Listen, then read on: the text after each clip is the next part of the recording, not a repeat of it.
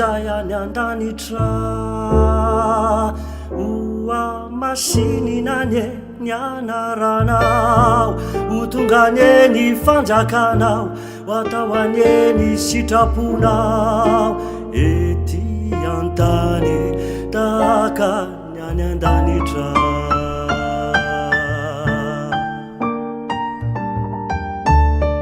rainay zay any an-danitra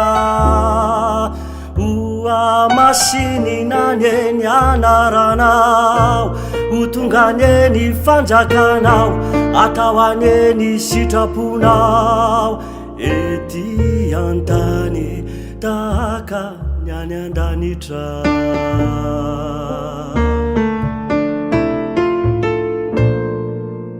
ety an-tany tahaka ny any an-danitra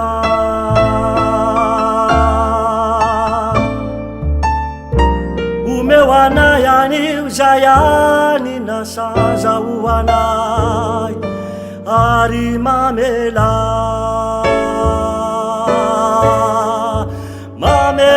ny helokay tahaka ny namelanay zay meloka tamina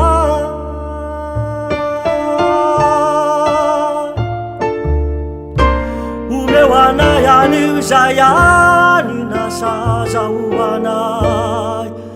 ary mamela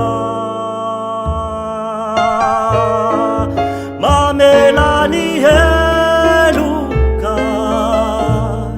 tahaka ny namelanay zay meloka tamina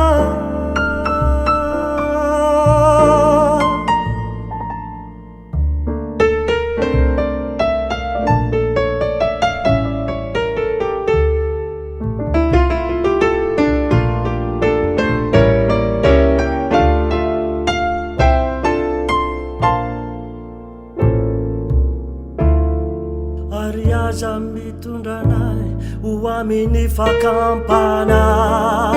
famanafanay amin'ny ratsy fanao ny fanjakana sy ny hery ary ny voninahitra mandrakizay